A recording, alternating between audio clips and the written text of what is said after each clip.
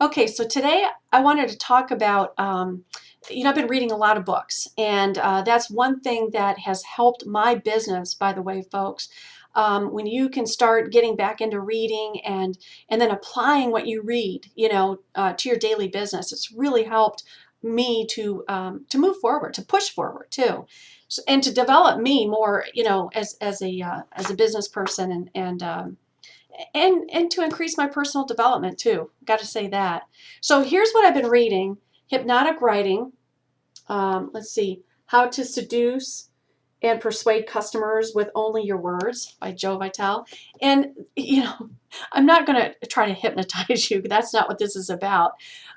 Writing for me has been it's been a difficult thing. And I remember first getting involved in a blogging challenge where I had to write something every single day for 30 days. And I didn't, at that time, didn't know what a blog was, and I didn't even know what I was doing. So it kind of pushed me off that cliff, and it helped me. It really did help me. And since then, I've been learning as much as I can about writing to help me to even get over more hurdles. So I wanted to go over, I wrote a little cheat sheet. So there's 5 things that you could do every time you sit down before you start writing. The first thing is see the events. Whatever you're going to write about, visually see them, and that'll help you for your writing, for it to flow through to your writing. The second thing is write to one person.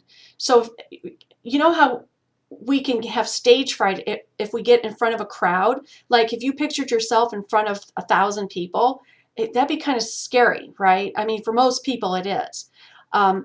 So with your writing, pretend you're writing like a letter to one person, to your friend, or to somebody that you know. And that will help you too to stay focused into what your writing will be more interesting and more detailed, more personal, and that kind of thing. So then the second thing is get excited, right? And this relates back to some other training, especially management training that I went through in my corporate days. And I remember, one of the trainers would talk about before you answered that phone and, put a smile on your face.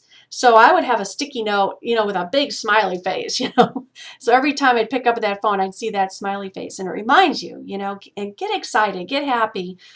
People will experience that through your writing when you do so.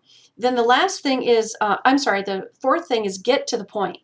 Oh my gosh, how many times have we gone on and on, or you've seen articles and blog posts that just seem to go on for days, and it's like, get to the point, right? What do you want? What are you talking about? Okay, and then lastly, don't judge. Now you might think differently about this, but don't judge what you're writing, right? Because you don't know what that person that's coming in and reading what you're writing, you don't know if that's something that they're going to really value and think, wow, this is great. Because it amazes me sometimes when I write something and I think, ooh, this isn't that great. And I get people, messaging me or making comments and that kind of thing, or even sharing my blog posts. So keep all that in mind. And by the way, I'm sure I'm going to have this somewhere in a blog post.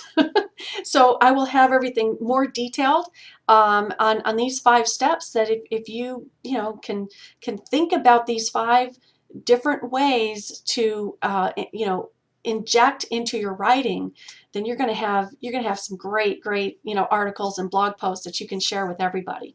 I hope that was valuable information. Let me know in the comments, and I'll be back real soon and share some more. Have an amazing day, and we'll talk to you soon.